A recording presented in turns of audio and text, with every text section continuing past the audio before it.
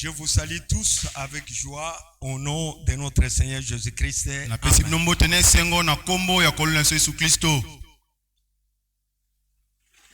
Je suis dans la joie de me retrouver au milieu de mes miens.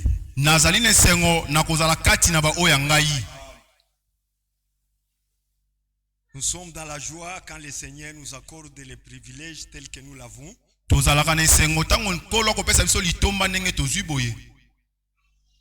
Parce que les jours que nous vivons sur la terre ne nous appartiennent pas.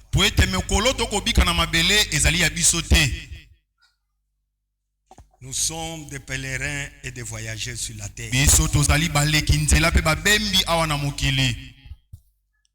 La journée d'hier est déjà passée. La journée de demain, on n'est pas sûr. La seule journée que Dieu nous a accordée, c'est la journée d'aujourd'hui. Et chacun doit tirer profit. Que le Seigneur vous bénisse. Je suis venu de loin. Depuis les Katanga. Je suis dans l'œuvre du Seigneur. On n'est pas venu faire du tourisme. On est venu parce que nous avons une charge que le Seigneur nous a donnée.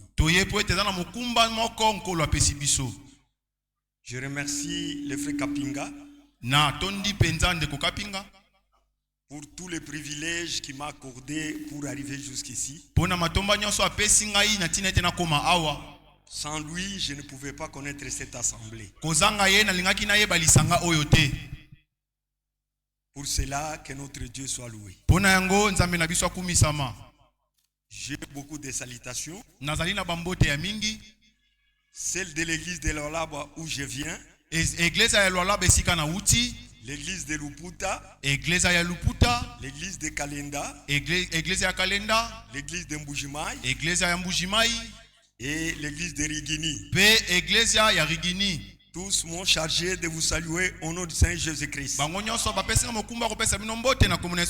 Je remercie aussi mon frère de m'avoir aussi permis de pouvoir me tenir devant vous pour apporter la parole. Nous sommes dans un temps très difficile. Tout est appelé parole de Dieu, ce qui s'est dit par les hommes.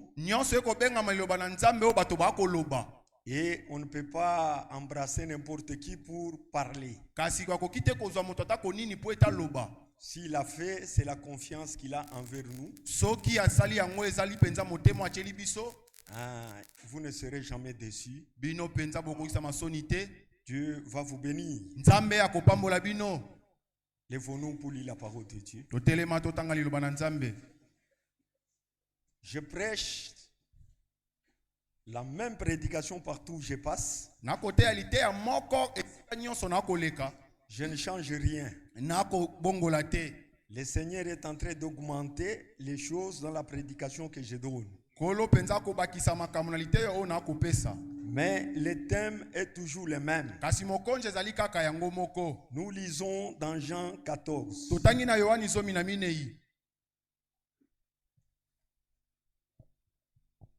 Nous commençons au verset 1. Il est dit ceci. Que votre cœur ne se trouble point.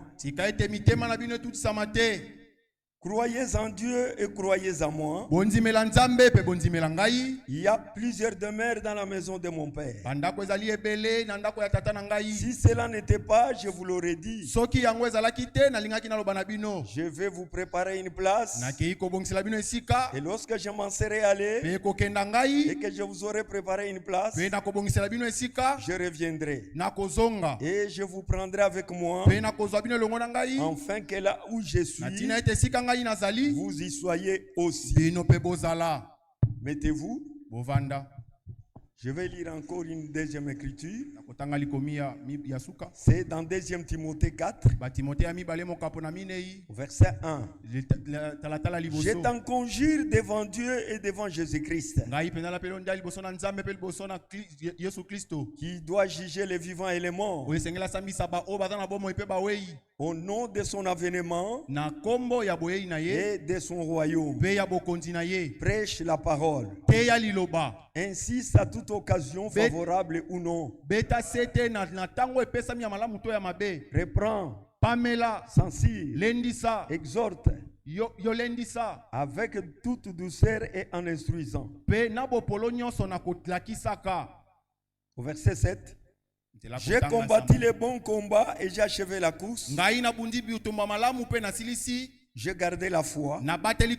Désormais, la couronne de justice m'est réservée. Le Seigneur, le juste juge, me la donnera dans ces jours-là. Et non seulement en moi, mais encore à tous ceux qui auront aimé son avènement. Que le Seigneur ajoute les bénédictions à cette lecture de la parole. Notre thème est le retour du Seigneur et son importance. Nous vivons dans un temps où le Seigneur va revenir sur la terre.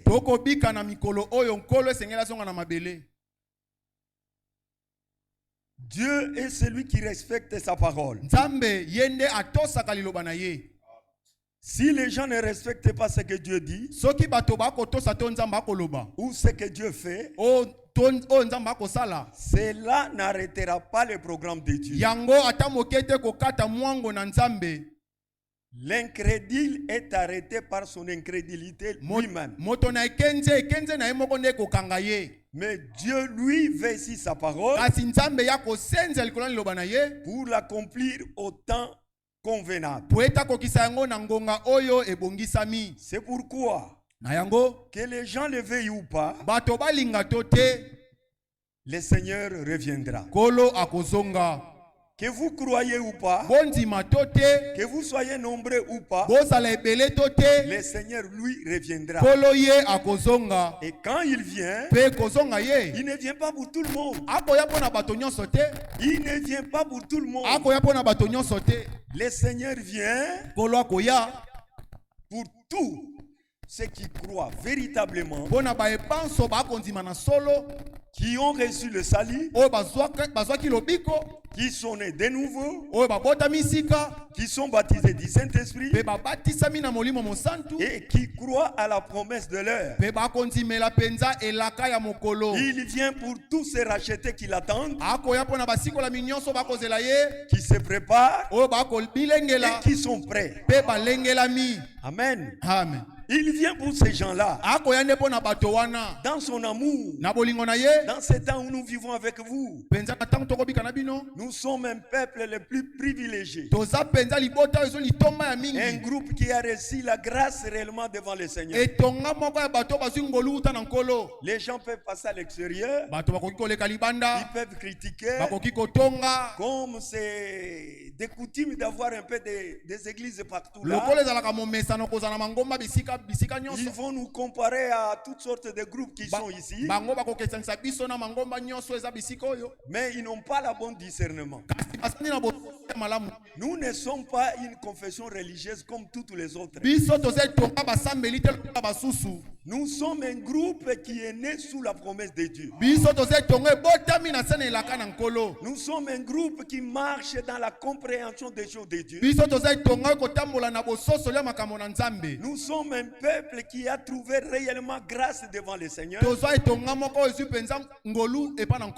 Comme Moïse le disait dans Deutéronome 33,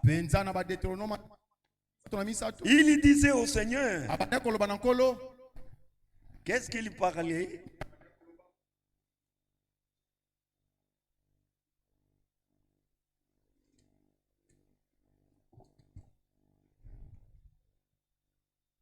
Ça doit être dans Exode.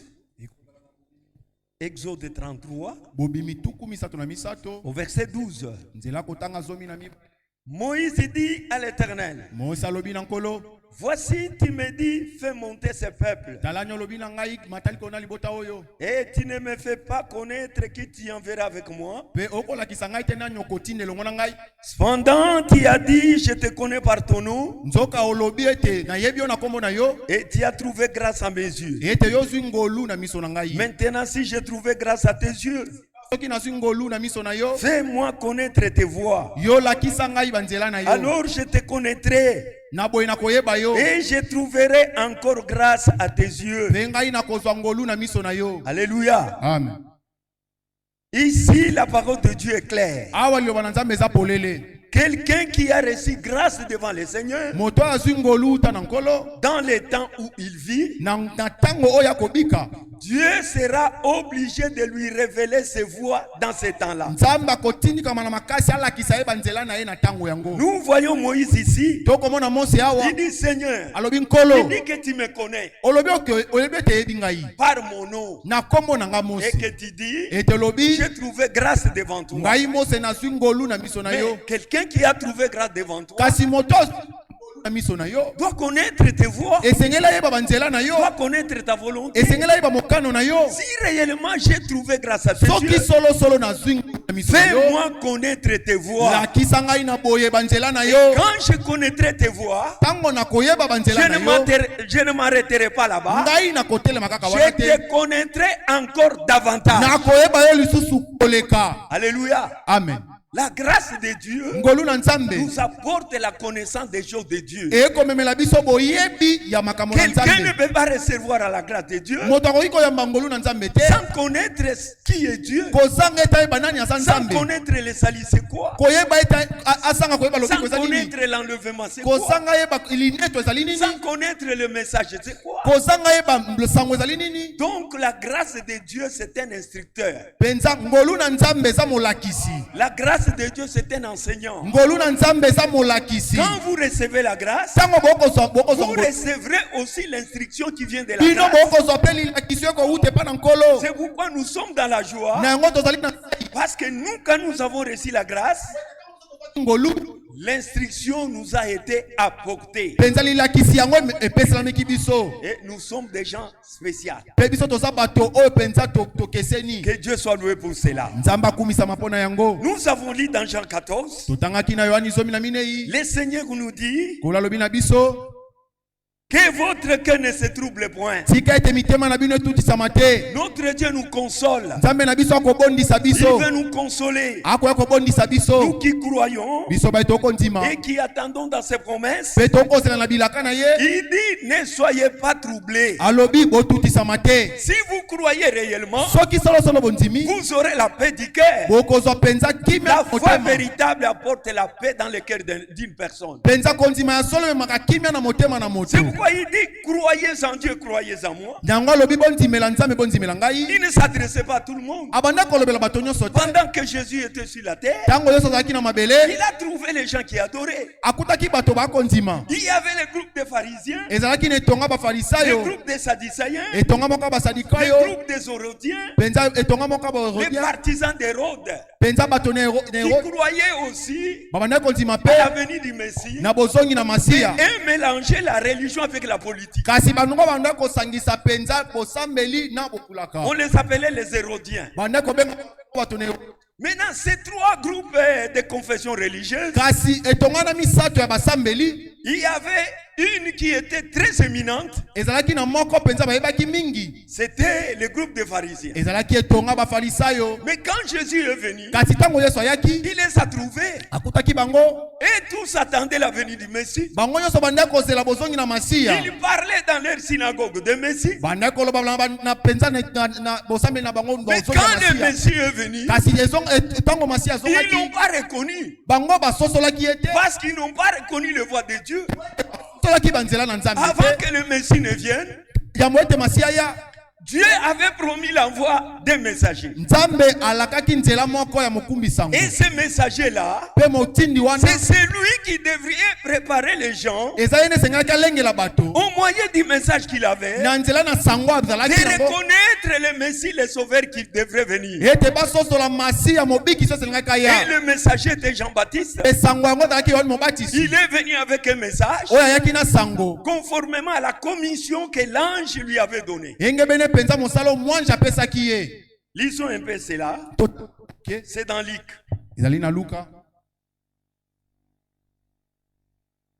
Que Dieu vous bénisse. Nous sommes dans Luc, au chapitre 1. Quand l'ange est venu apporter le message à Zacharie qui était le père de celui qui devait naître,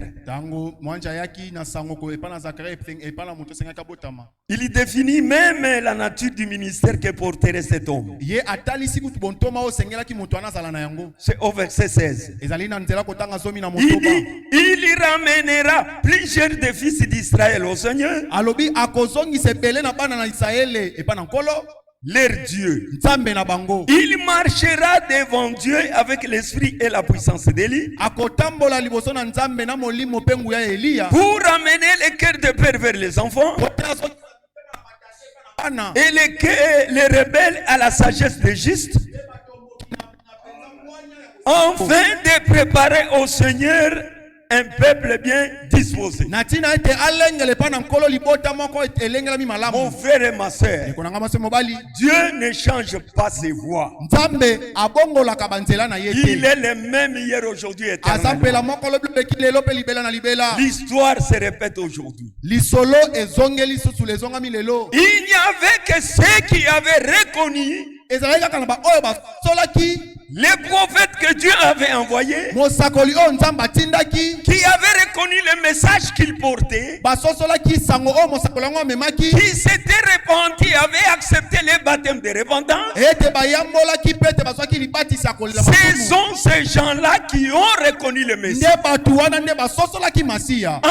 du message de Jean-Baptiste, il était impossible de reconnaître le Messie.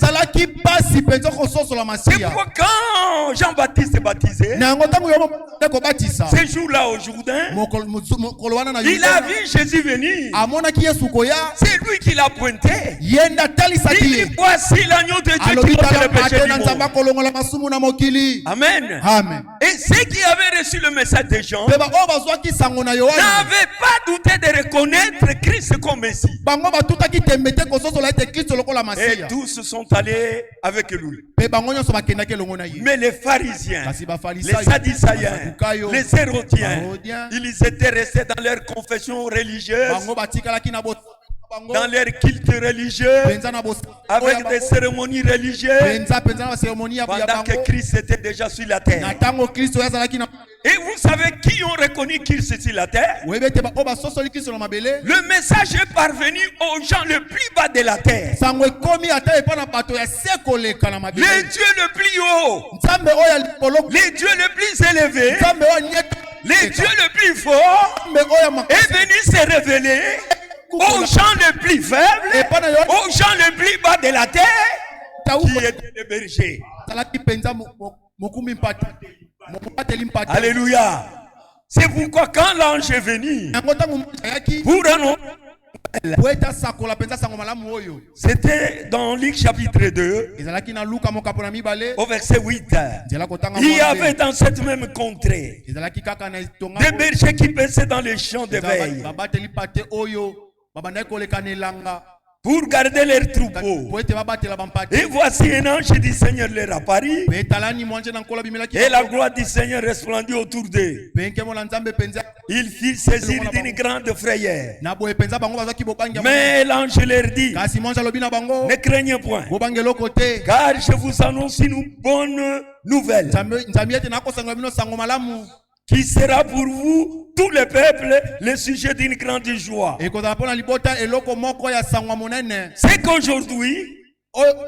C'est qu'aujourd'hui, dans la ville de David, il vous est né un sauveur qui est le Seigneur qui est le Christ. Amen. Amen. Ceux qui ont reçu cette nouvelle-là, ce n'était pas des pharisiens, c'était des hommes simples. Et Dieu le fait encore aujourd'hui. Dieu n'est pas dans les grands rassemblements. Dieu n'est pas dans les gros bâtiments. Dieu n'est pas dans les choses qui... Dieu n'est pas dans ce qui brille.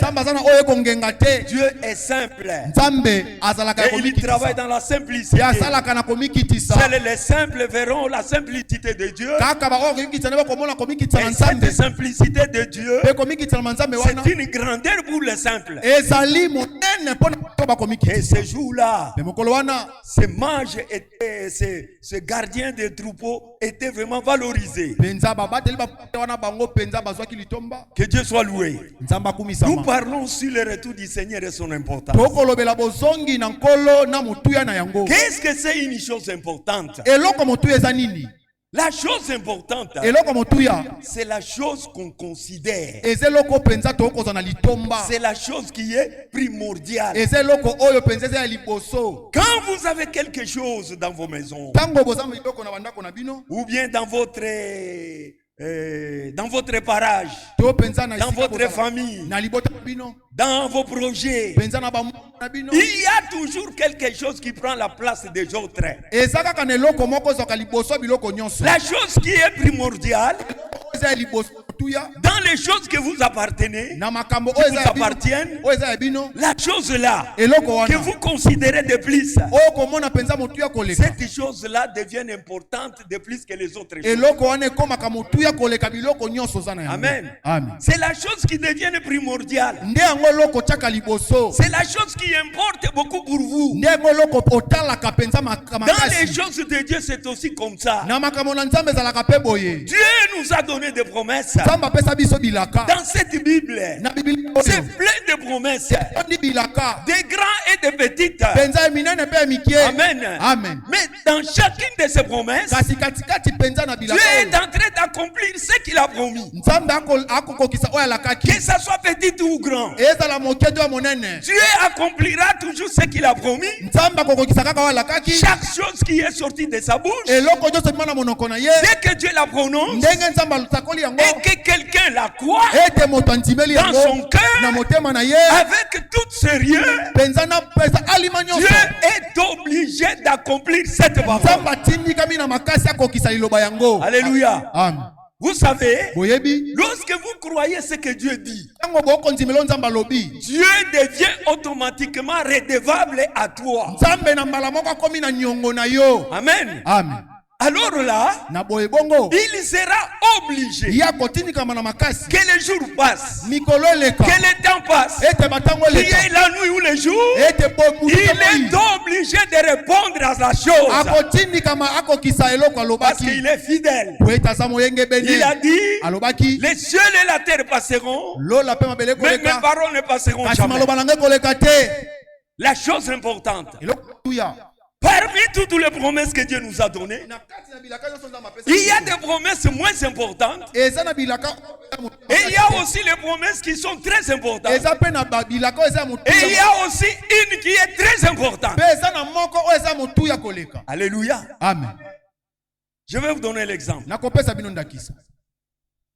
La guérison divine, c'est une promesse. Dieu nous a promis de nous guérir. Si nous croyons par la foi, Dieu nous guérit. Et la guérison ne dépend pas d'une confession religieuse. La guérison dépend de la foi. Il y a des gens qui peuvent être guéris, mais qui ne sont pas sauvés. Vous voyez, vous êtes guéris, mais néanmoins vous n'êtes pas sauvés. Donc c'est moins important. Tu peux être guéri aujourd'hui, demain tu tomberas encore malade. Donc c'est moins important. Que Dieu soit loué. Dieu nous a promis des grandes choses dans la Bible. Dieu nous a promis des dons dans la Bible. Les salis est un don que nous avons reçu de l'Éternel. Amen. Amen. Nous avons les 9 dons de l'Esprit. Ce sont des promesses que Dieu a données à l'Église. Le baptême du Saint-Esprit, la sanctification, toutes les choses là qui suivent notre foi. Dieu nous les donne au moyen de la foi. Nous devons croire parce que ce sont les promesses de Dieu. Mais ce n'est pas très important. Vous allez comprendre là où nous allons. Que Dieu soit loué. Quand quelque chose est prioritaire, le cœur de l'homme doit être lié à la chose. Les pensées de l'homme doivent être liées à la chose. Parce que c'est la chose qui importe dans la vie. Et quelque chose d'important, on y met toujours toutes ces facultés là-bas. Parce que c'est la chose qui mérite d'être aimée. Par rapport à la parole de Dieu, comme nous venons de le dire, Frère Branham nous dit quelque chose par rapport à la seconde venue. Parce que nous sommes ici, parce que le Seigneur vient. Alléluia. Amen. Quand il vient, il ne vient pas sauver les gens. Non. Il vient pour venir prendre ceux qui sont déjà sauvés. Les retours du Seigneur, le Seigneur ne vient pas pour les salir. Il vient pour prendre ceux qui sont déjà sauvés, qui sont baptisés du Saint-Esprit, pour leur enlèvement. Alléluia. Amen. C'est pourquoi le Seigneur vient. Nous parlons de ces choses parce que c'est ça l'objectif même du message que vous croyez ici.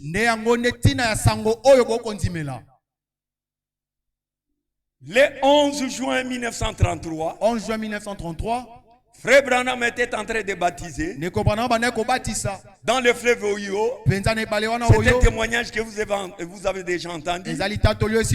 Arrivé à la 17e personne, les ciels s'est ouvert, la voix est sortie, disant ceci.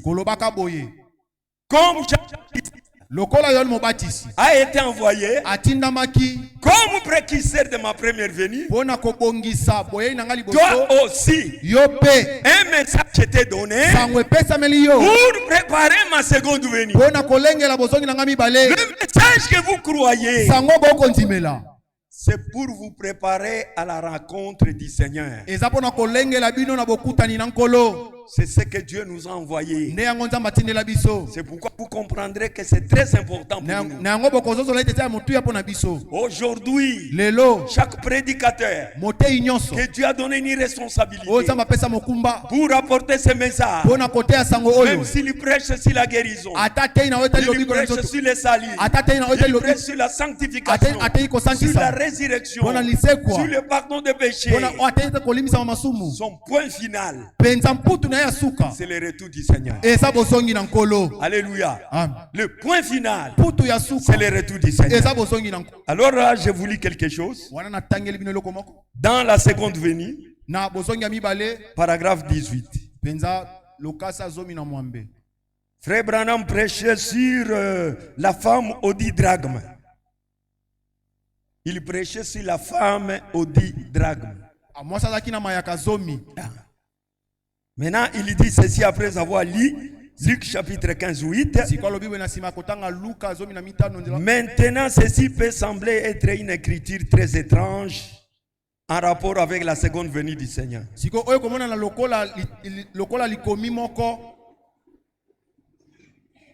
Une écriture étrange.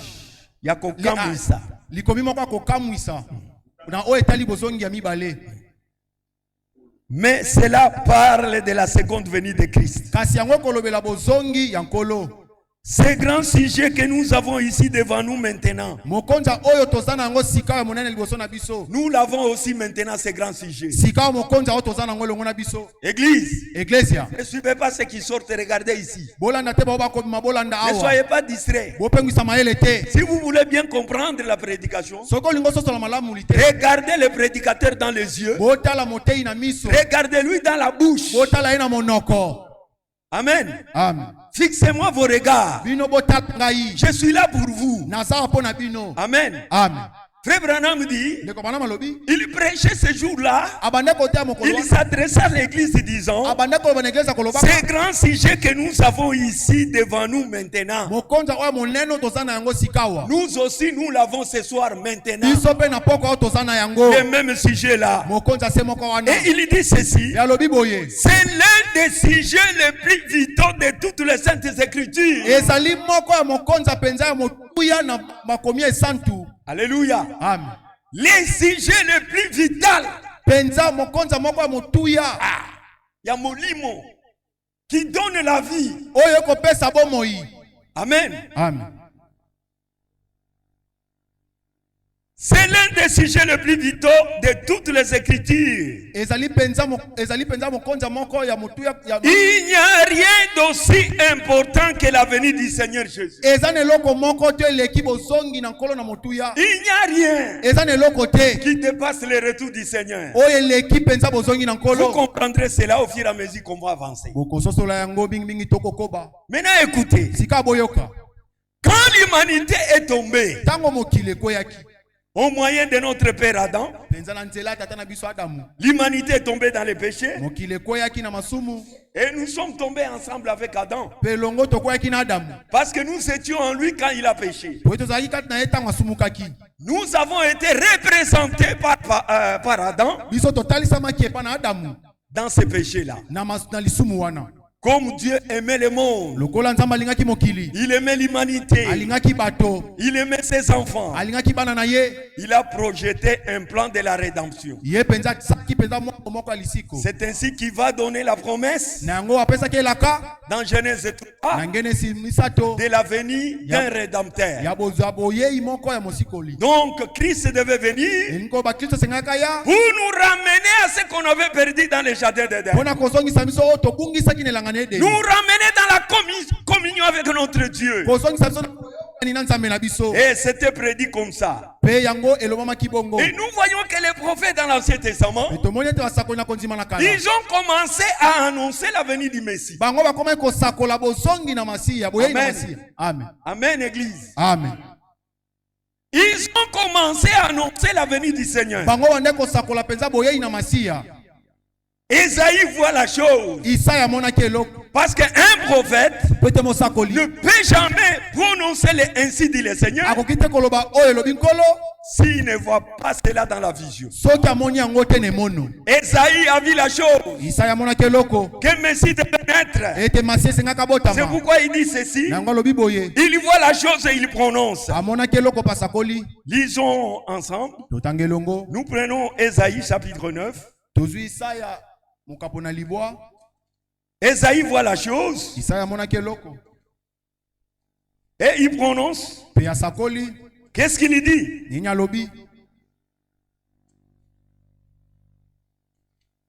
Commençons Esaïe chapitre 7 au verset 14. C'est pourquoi le Seigneur lui-même vous donnera un signe. Voici la Vierge deviendra enceinte et elle enfantera un fils et lui donnera le nom d'Emmanuel. C'était l'annonce déjà de la venue de ce rédempteur-là. Maintenant, Esaïe le voit. Il annonce puis il voit la chose. C'est dans Esaïe 9, au verset 5. Il voit l'enfant naître. Alors il prononce ainsi dit le Seigneur. Car un enfant nous est né, un fils nous est donné, et la domination reposera sur ses épaules. On l'appellera admirable, conseiller, Dieu puissant, Père éternel, Prince de la paix. Cet enfant qui devait naître, il devait naître comme Dieu sur la terre. C'est lui qui est venu nous sauver. Ce n'est pas un autre homme que Dieu lui-même. C'est ça les grands secrets qui existent dans la Bible. Nous avons deux grands mystères dans la Bible. Il y a le mystère de connaître qui est Satan et le mystère de connaître qui est Dieu. C'est pourquoi la Bible parle des mystères de l'iniquité. Le mystère de l'iniquité, c'est le mystère de dévoiler qui est Satan. Et le mystère de la piété, c'est connaître qui est Dieu. Ce sont des grands mystères de la Bible. Aujourd'hui, les gens ne connaissent pas le diable. Satan n'est pas dans les bars aujourd'hui. Satan n'est pas même dans l'adultère. Satan n'est pas même dans le fétiche. Satan est hérité et son quartier général dans les soi-disant églises. On est en train de le prêcher là sans le savoir. Pourquoi ils ne le sachent pas? Parce que c'est un mystère. Nous connaissons qui est Satan, d'où il vient et où il va. C'est pourquoi il se fâche contre nous. Satan est contre nous. Frère Branham me dit, il y a deux livres que Satan est dans la Bible. Il y a la Genèse et l'Apocalypse. Satan n'aime pas qu'on prêche sur ces deux livres. Pourquoi? Parce que dans la Genèse, nous connaissons comment il a commencé. Et dans l'Apocalypse, nous connaissons comment il finira. Et comme nous connaissons ce deux livres, Satan s'acharne contre nous. C'est pourquoi tenez fort. Avoir la vérité n'est pas une chose facile. Tenez fort à la vérité. Jésus lui-même avait dit, vous connaîtrez la vérité et la vérité vous affranchira. C'est grâce à cette vérité que nous ne sommes pas esclaves du mensonge des gens. Amen. Amen. Que Dieu soit loué. Et Esaïe a proclamé. Michée aussi a vu. Il a dit la venue de ce rédempteur-là. Lisez dans Michée chapitre 5 verset 1. Et dans Michée chapitre 1 verset 2. Il parle de la venue de ces rédempteurs-là. Maintenant, le temps de l'accomplissement, Dieu voulait maintenant accomplir cette promesse. C'est ce que nous avons lu avec vous dans Luc chapitre 2, au verset 6. Par la naissance du Messie, Dieu a prouvé son amour envers nous. Dans Jean 3,16, la Bible dit, Dieu a tant aimé le monde et qu'il a donné son Fils unique. Il ne nous a pas aimés en parole seulement. Il nous a aimés et il a prouvé cet amour en nous donnant le Seigneur Jésus. C'est pourquoi vous ne pouvez pas aimer Dieu en parole seulement. Nous l'aimons aussi par nos actes. Celui qui aime Dieu prouvera par ses actes qu'il aime réellement le Seigneur. Parce que Dieu aussi l'a prouvé en nous donnant son Fils unique. Et cet homme-là, le Seigneur Jésus-Christ, qui a été annoncé, un jour il est né, on l'a vu sur la terre, il a commencé son ministère, il a prêché pour sauver les gens quittaient les fausses doctrines. Il venait à lui, il disait même aux pharisiens, si vous ne croyez pas ce que je suis, vous mourrez tous dans vos péchés. Il voulait se comparer à lui. Mais il y a les autres, quand il écoutait, il disait, jamais homme n'a parlé comme cet homme. Jamais homme n'a parlé comme cet homme. Si un homme ne parle parle pas comme un homme, alors il est Dieu. Il n'y a que Dieu qui parle différemment des hommes. Et nous le croyons ainsi. Jésus-Christ, c'est lui le Jéhovah de l'Ancien Testament. C'est lui qui est devenu un homme pour notre salut.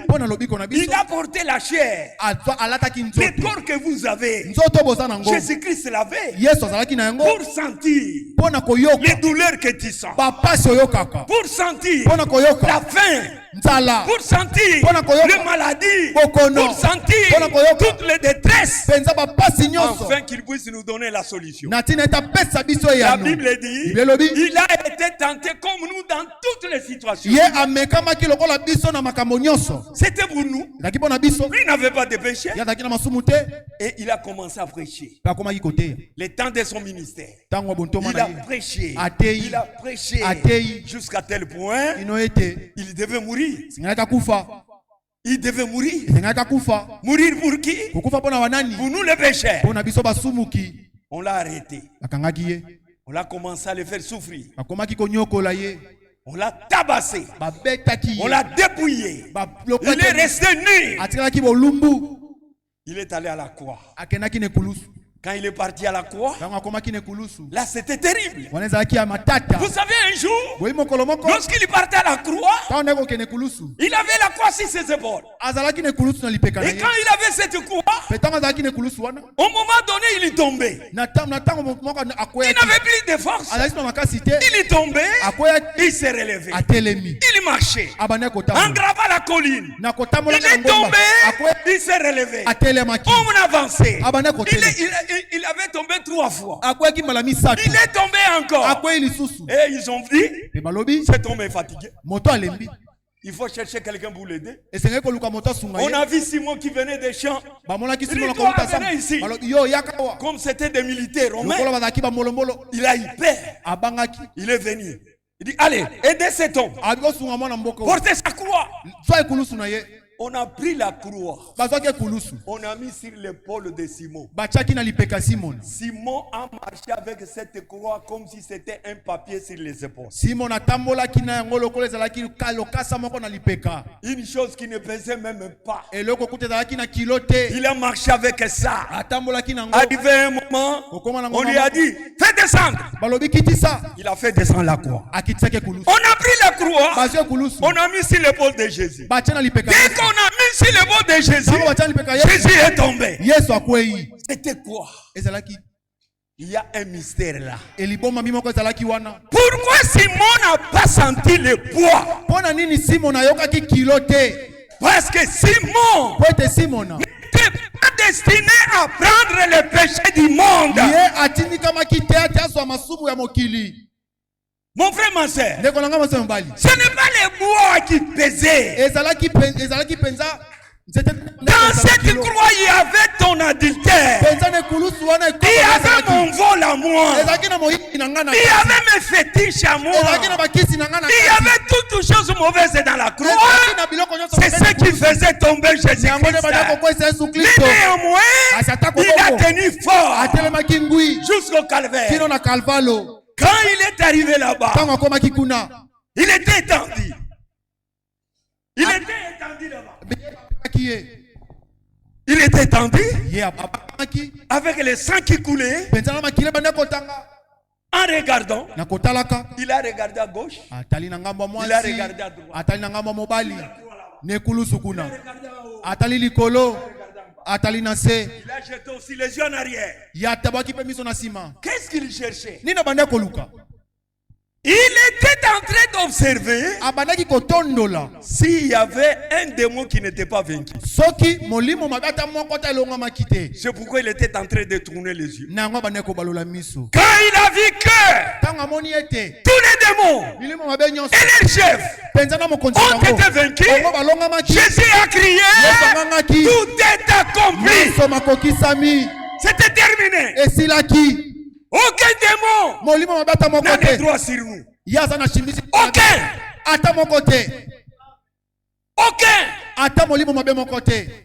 qu'ils viennent fraîchement de l'enfer, ils n'ont pas le pouvoir sur nous. Le sang de Christ nous a rachetés. Le sang de Christ est en train de nous protéger. Alléluia. Amen. Jésus est mort. On l'a enterré. Après 3 jours, il est ressuscité.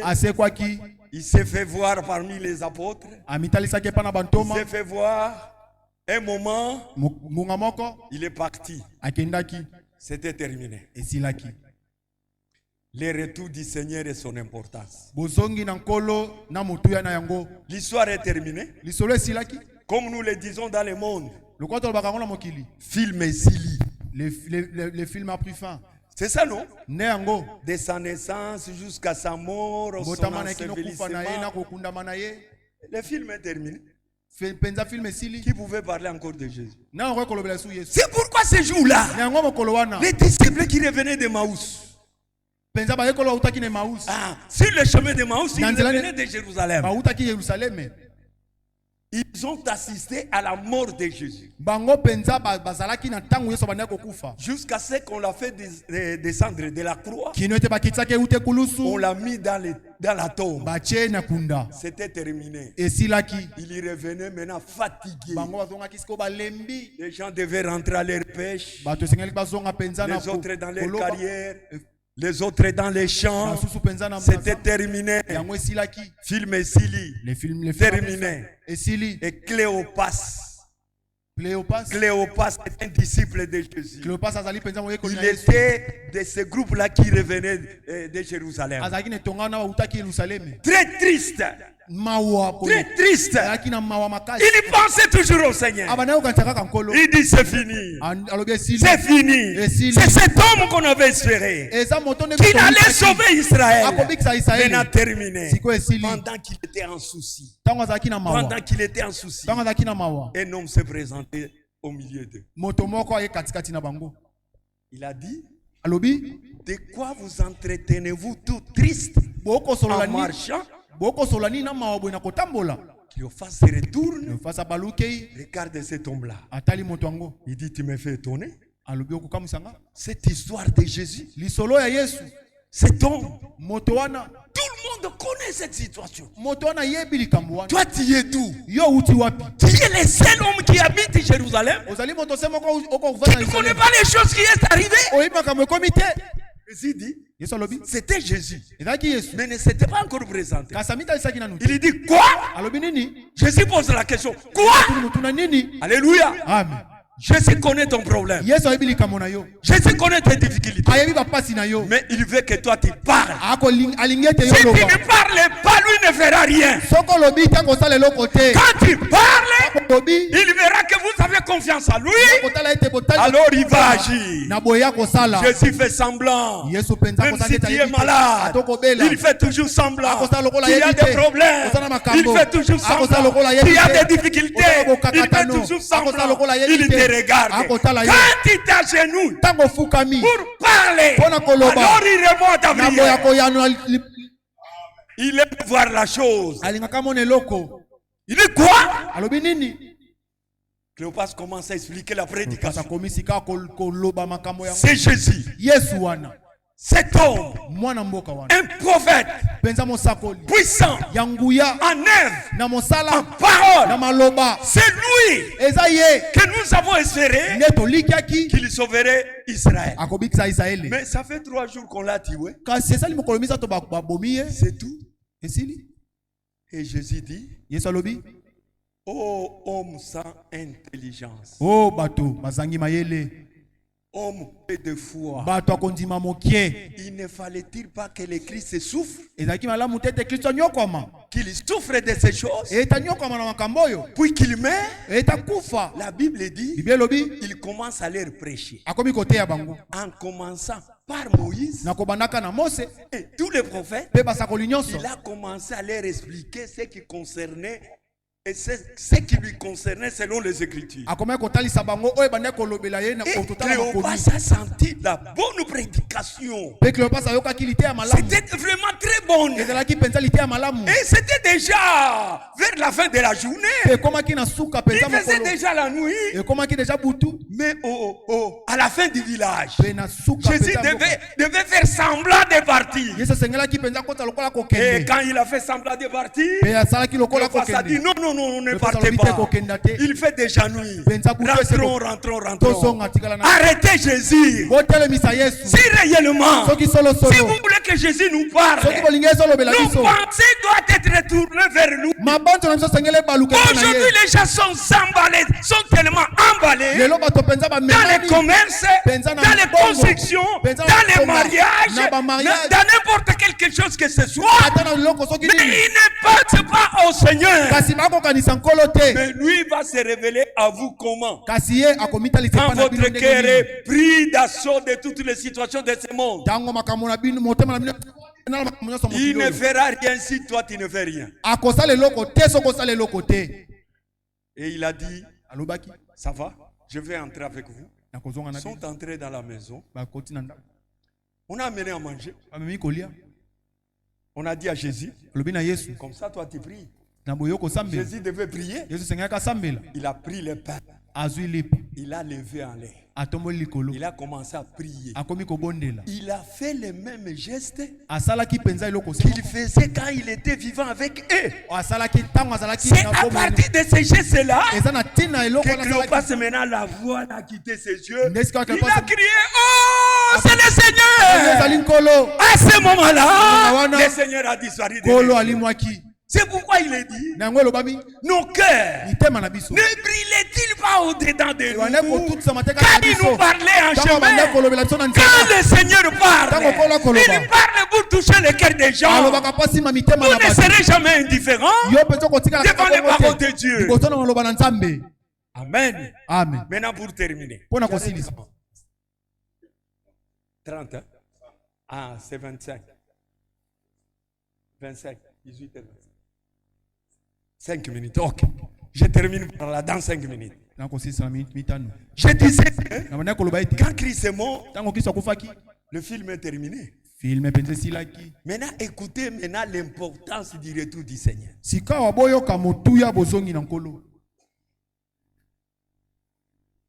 Christ ne vient pas, en commençant par nous, nous qui avons crié, s'il ne vient pas, ma soeur, si Christ ne vient pas, ta foi est zéro. Dites Amen. S'il ne vient pas, ta foi est zéro. S'il ne vient pas, ta nouvelle naissance est zéro. S'il ne vient pas, ton Saint-Esprit est zéro. S'il ne vient pas, tout le pardon que tu as fait aux gens est zéro. S'il ne vient pas, ta sanctification est zéro. S'il ne vient pas, il a souffert en vain. S'il ne vient pas, sa mort est zéro. S'il ne vient pas, sa résurrection est zéro. S'il ne vient pas, son ensevelissement est zéro. C'est pourquoi comprenez maintenant que s'il ne vient pas, si Christ ne vient pas, il n'y aura pas la résurrection. S'il ne vient pas, il n'y aura pas la transmutation de corps. S'il ne vient pas, il n'y aura pas les noces de l'agneau. S'il ne vient pas, il n'y aura pas le millénium. Il n'y aura pas l'éternité. Donc le retour du Seigneur, c'est ça le bouton déclencheur de toutes choses qui nous attendent. Vous voyez que c'est très important. Donc nous sommes ici parce que Jésus vient. Mais avant qu'il n'y vienne, dans sa grâce, Dieu nous a envoyé un message de préparation. C'est ce que nous tâcherons de voir dans les 2 jours qui nous restent. Pour ce soir, que le Seigneur vous bénisse.